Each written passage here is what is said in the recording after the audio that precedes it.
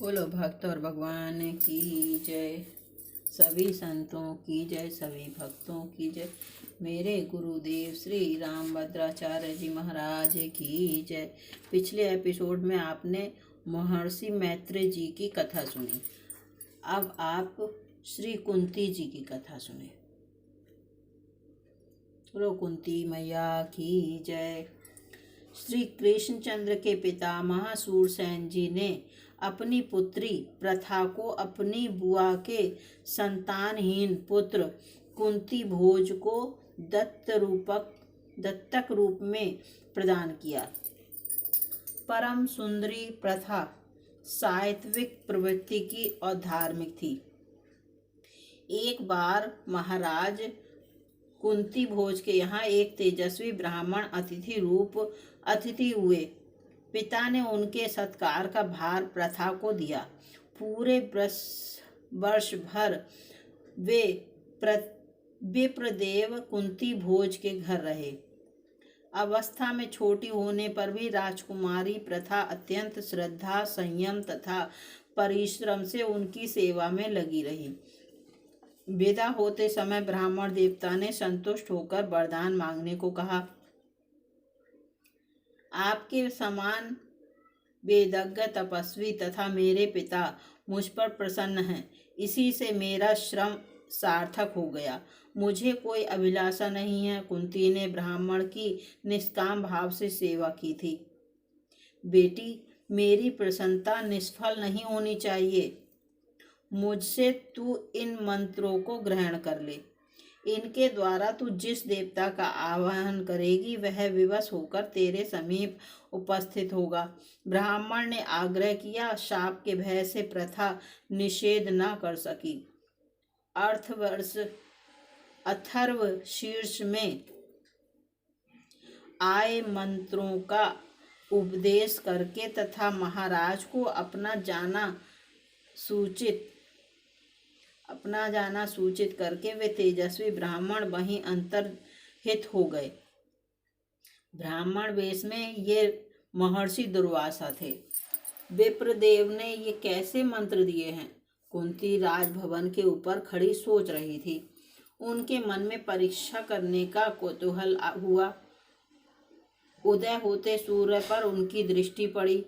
मंत्र प्रभाव से कवच कुंडलधारी भगवान सूर्य के उस सूर्य मंडल में उन्हें दर्शन हुए। विधिवत आचमन करके उन्होंने मंत्रों का जप करते हुए सूर्य नारायण का आवाहन किया। स्वर्णवर्ण दिव्याभरण भूषित तेजोमय पुरुष रूप से सूर्यदेव सम्मुख उपस्थित हो गए। उन्होंने कहा, भद्रे, मैं तुम्हारी मंत्र शक्ति से विवश होकर आया हूँ। आज्ञा दो, मैं क्या करूँ? कुंती ने प्रणाम करके प्रार्थना की। आप अपने धाम को पधारें। मैंने कौतूहलवश आपको बुलाया था। मेरा अपराध क्षमा करें। भगवान सूर्य ने कहा, देवता का आना व्यर्थ नहीं होना चाहिए। मुझे देखकर तुम्हारे मन में यह भाव आया था कि मेरे इन कुंडलों तथा कवच से भूषित अतुल पराक्रमी पुत्र हो, अतः मैं तुम्हें ऐसा ही पुत्र प्रदान करूंगा। मैं कन्या हूँ। मेरे माता पिता जीवित हैं। इस शरीर पर उनका अधिकार है। सदाचार ही लोक में श्रेष्ठ है और वह है अनाचार से शरीर को बचाए रखना। आप मेरे अपराध को क्षमा करके लौट जाएं। कुंती ने भीत होकर प्रार्थना की।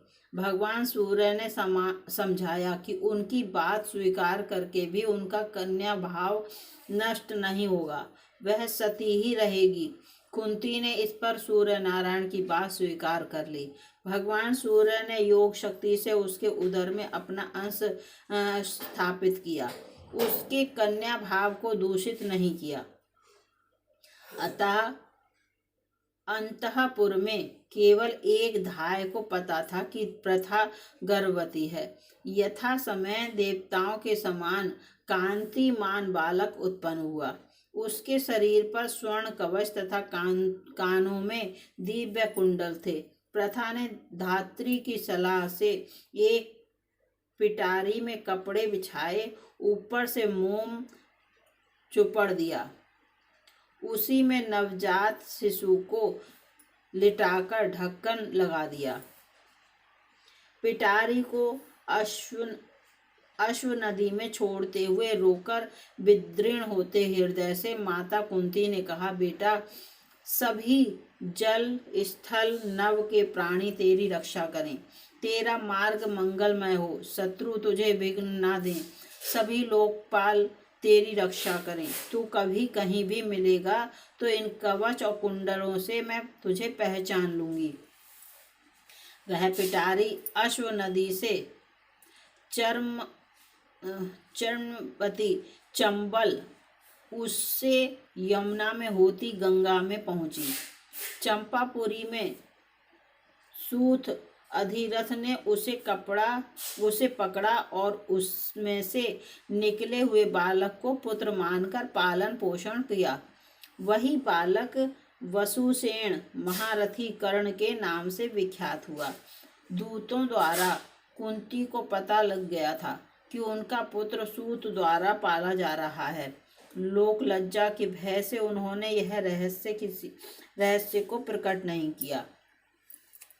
सुंदरी प्रथा के लिए महाराज कुंती भोज से अनेक राजाओं ने प्रार्थना की।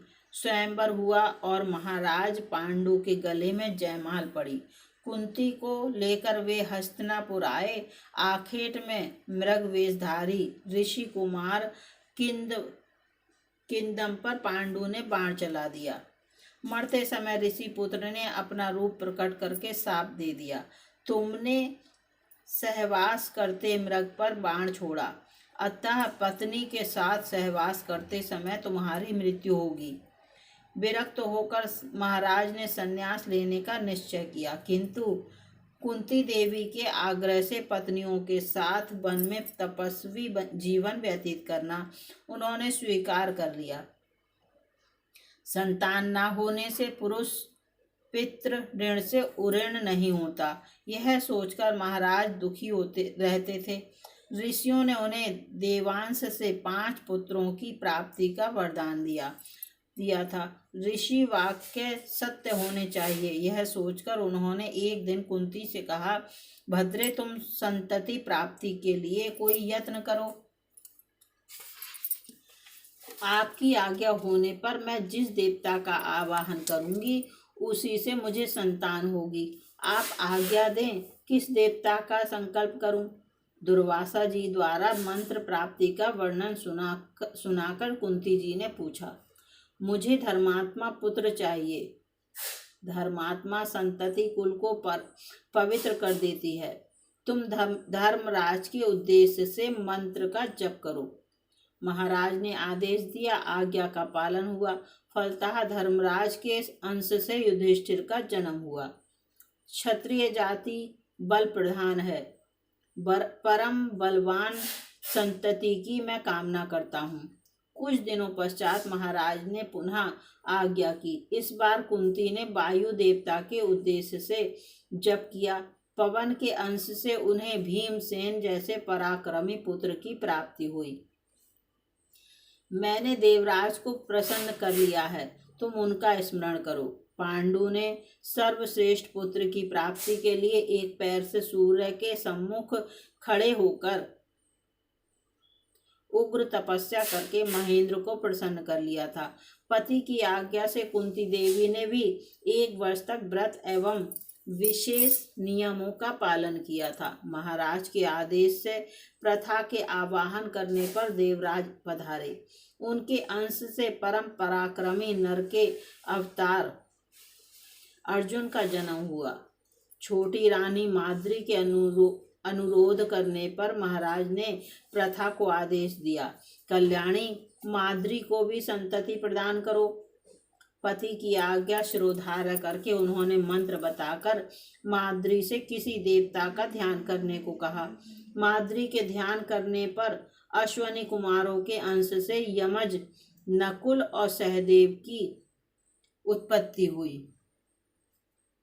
एकांत में पर्वत पर माद्री के साथ घूमते हुए पांडु अपने को संयमित न रख सके। फलतः उनका शरीरांत हो गया। बड़ी रानी होने के कारण सती होने का अधिकार कुंती जी को था, किंतु माद्री का अनुरोध स्वीकार करके उन्होंने आजीवन पति वियोग का कष्ट स्वीकार किया। माद्री के सती हो जाने पर अपने और माद्री के पुत्रों का सर्वथा समान भाव से उन्होंने पालन किया।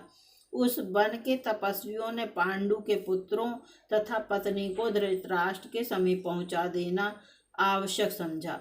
कुंती देवी तपस्वियों के साथ हस्तिनापुर आईं। धृतराष्ट्र के आदेश से यहीं पांडु एवं माद्री की औधर्वदैहिक क्रिया संपन्न हुई। दुरात्मा दुर्योधन के कारण पांडवों पर अनेक आपत्तियां आईं। उसने भीमसेन को विष दे दिया और बांधकर जल में फेंक दिया।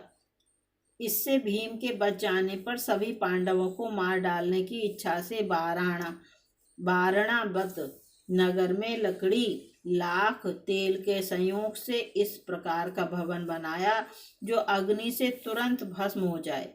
धृतराष्ट्र अपने पुत्र से सहमत थे। उन्होंने माता के साथ पांडवों को वारणावत जाने की आज्ञा दे दी। विदुर जी को कौरवों के इस षड्यंत्र का पहले ही पता लग गया था। उन्होंने उस भवन से वन तक एक सुरंग बनवा दी थी। जाते समय युधिष्ठिर को संकेत से उन्होंने सब बातें समझा दी। दुर्योधन का सेवक पुरोजन लाक्षा भवन में अग्नि लगाने को नियुक्त था। 1 वर्ष पांडव वहां रहे। एक दिन रात्रि में स्वयं अग्नि लगाकर वे माता के साथ सुरंग से वन में चले गए। पुरोचन उसी अग्नि में भस्म हो गया। दैवात पांडवों से अन्न लेने एक भील स्त्री अपने 5 पुत्रों के साथ उसी दिन आई थी। सुरापान के कारण प्रमत्त हो वे लोग उसी भवन में अनजाने सोते रह गए थे। उनके जले शवों को देखकर लोगों ने समझ लिया कि माता के साथ पांडव अग्नि में जल गए। वहां से बचकर घूमते हुए पांडव एक चक्रा नगरी पहुंचे। वहां ब्राह्मण वेश में एक ब्राह्मण के घर वे ठहर गए। एक दिन चारों भाई कंद मूल लाने वन में गए थे। केवल भीमसेन माता के पास थे। उसी समय उस घर के लोगों को करुण क्रंदन करते सुनकर माता ने कहा, बेटा, हम लोग ब्राह्मण के घर में रहते हैं। ये हमारा सत्कार करते हैं। मैं बराबर इनका कोई उपकार करने की बात सोचा करती हूँ। आज इन पर कोई विपत्ति आई जान पड़ती है। यदि इनकी कुछ सहायता हो सके तो हम इनके ऋण से उऋण हो जाएं। भीमसेन ने उत्तर दिया, माँ, पता लगाओ, कठिन से कठिन कार्य करके भी हम ब्राह्मण की सेवा करेंगे। कुंती ने जाकर छिपकर देखा। घर का प्रत्येक सदस्य ब्राह्मण, उसकी पत्नी तथा पुत्री दूसरे की रक्षा की आवश्यकता बताकर अपने को किसी राक्षस की भेंट करने की बात कर रहे थे। सभी रो रहे हैं, सभी अपना बलिदान करने को उत्सुक हैं। सभी अपने को अनावश्यक तथा दूसरों को सहायक तथा दूसरों को आवश्यक सिद्ध करना चाहते हैं। एक छोटा बच्चा सबके पास जाकर तोतली वाणी में कह रहा है कि मुझे राक्षस के पास भेज दो, मैं उसे मार डालूंगा। आपके दुख का कारण क्या है? हो सका तो मैं उसे दूर करने का प्रयत्न करूंगी। कुंती देवी का हृदय इस दृश्य से द्रवित हो गया था। उन्होंने प्रकट होकर पूछा। ब्राह्मण ने बताया कि बक नामक कोई राक्षस समीप ही रहता है। उसके लिए 1 गाड़ी अन्न तथा 2 भैंसे प्रतिदिन जाते हैं। जो यह सामग्री लेकर जाता है उसे भी वह खा जाता है। यदि ऐसा ना किया जाए तो पता नहीं ग्राम के कितने लोगों को वह खा जाए। प्रत्येक घर के लोग बारी बारी से अन्न लेकर जाते हैं।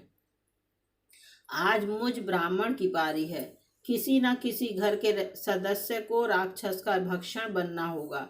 कुटुंब में किसी को घर पर रहना स्वीकार न होने के कारण ब्राह्मण ने सपरिवार राक्षस के यहाँ जाना निश्चित किया है। यह भी बताया, आप शोक छोड़ दें, राक्षस से छुटकारे का उपाय मेरे पास है।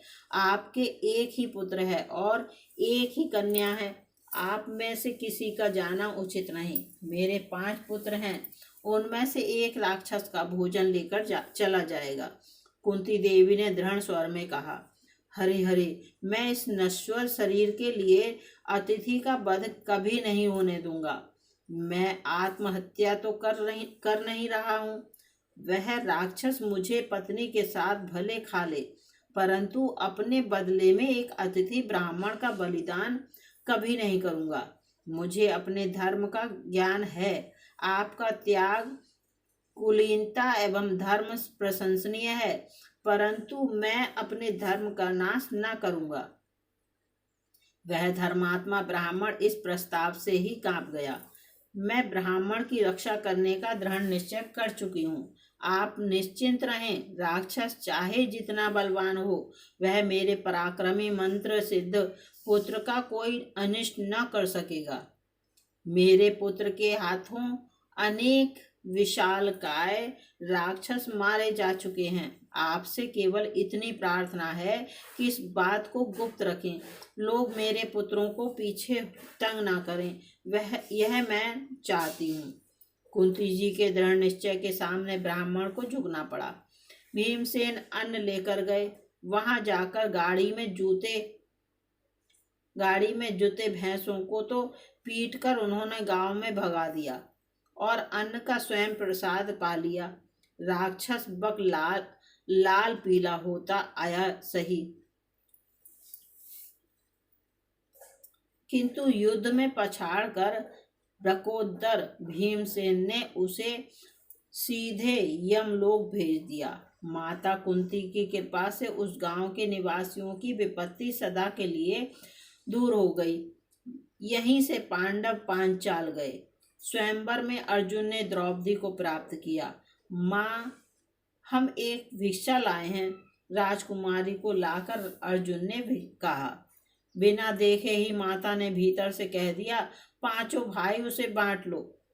फलतः पांचाली 5 भाइयों की पत्नी हुई। पता लगने पर धृतराष्ट्र ने विदुर को भेजकर पांडवों को बुला लिया। आधा राज्य देकर इंद्रप्रस्थ उनकी राजधानी कर दी। माता के साथ पांडवों का वहां निवास हुआ। कंसारी श्री कृष्ण पांडवों की ओर से शांति दूत होकर हस्तिनापुर पधारे। दुर्योधन ने स्पष्ट कह दिया कि युद्ध के बिना सुई की नोक रखने पर भूमि न दूंगा। जब श्री कृष्ण पुनः विराट नगर लौटने लगे तो माता कुंती ने अपने पुत्रों के लिए संदेश दिया। युधिष्ठिर, क्षत्रियों को बाहुबल से आजीविका चलानी चाहिए। राजा से सुरक्षित रहकर प्रजा जो धर्म करती है, उसका चतुर्थांश राजा को प्राप्त होता है। दंड नीति का ठीक प्रयोग करके लोगों को वह धर्म मार्ग में प्रवृत्त करता है। तुम जिस संतोष को लिए बैठे हो, उसे तुम्हारे पिता पितामह ने कभी आदर नहीं दिया। यह याचना तुम्हारे लिए उपयुक्त नहीं। भिक्षा ब्राह्मण मांगते हैं, वैश्य कृषि वाणिज्य से और शूद्र सेवा से आजीविका चलाते हैं। तुम क्षत्रिय हो, भुजबल से राज्य प्राप्त करो, यही तुम्हारी धर्म सम्मत आजीविका है। तुम सा पुत्र पाकर भी मैं दूसरों के टुकड़ों पर आश्रित हूँ, यह कितने कष्ट की बात है। युद्ध में हार कर पांडवों के बन जाने पर माता कुंती विदुर जी के यहाँ रहती थीं। वे अपना पूरा समय भजन पूजन तथा व्रतों में व्यतीत करती थीं। उनका रहन सहन अत्यंत सादा था।